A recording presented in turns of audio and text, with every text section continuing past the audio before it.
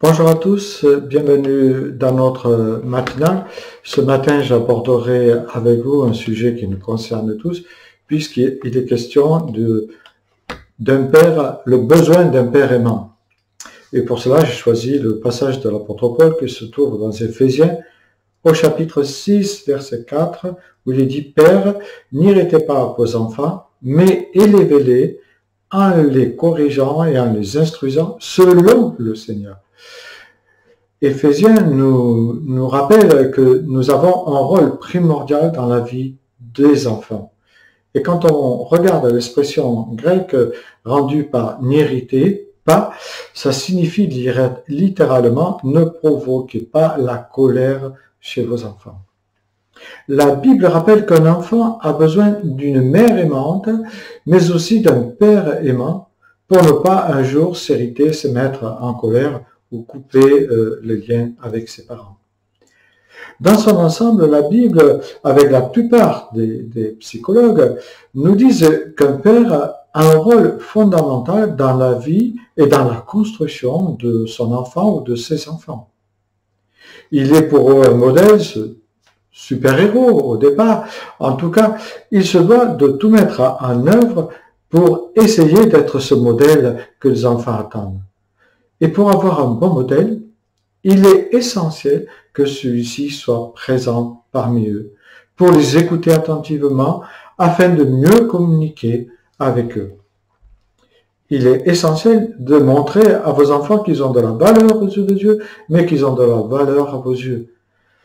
En sachant aussi leur dire oui, mais aussi non. C'est un cadre, c'est une sécurité pour eux. Le non est très constructeur pour un enfant, car en grandissant, il s'apercevra très vite que dans la vie, on ne lui dira pas toujours oui à tout ce qu'il désire, à tous ses petits caprices. Il est vital de savoir prendre suffisamment de temps avec eux, car sinon, votre enfant ou vos enfants pourraient penser que votre travail ou vos loisirs sont plus importants qu'eux. Le temps passé avec eux n'est pas du temps perdu, mais au contraire, il tisse avec eux des relations profondes qui aident à mieux communiquer ou à bien communiquer. Un père aimant, c'est toujours avoir du temps pour ses enfants. Il n'y a rien de plus terrible pour un enfant que d'avoir un père présent, mais absent, qui ne s'occupe pas de ses enfants quand il est à la maison. Peut-être qu'il est en train de lire le journal ou de faire ses jeux à la PlayStation, etc. Cela peut créer en eux ce qu'on appelle l'esprit d'orphelin et tous les dégâts, malheureusement, que cela peut engendrer. D'après certaines statistiques, les enfants ayant grandi sans père, entre guillemets, pas forcément le père qui n'est pas à la maison, mais le père absent qui est à la maison, sont 75% plus nombreux à être en échec scolaire, 30% plus nombreux à être au chômage, 40% plus nombreux à avoir des problèmes de drogue, et ils constituent 78% des personnes qui se retrouvent en prison.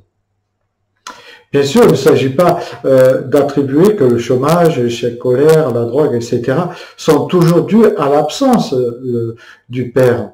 Car malheureusement, pour certains enfants, il vaudrait mieux que le père ne soit pas présent.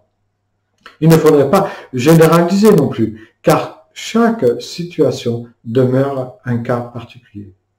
Mais des pères aimants, remplis de l'amour de Dieu, seront obligatoirement conscients de leur responsabilité paternelle pour la bonne construction et pour la construction équilibrée de leurs enfants.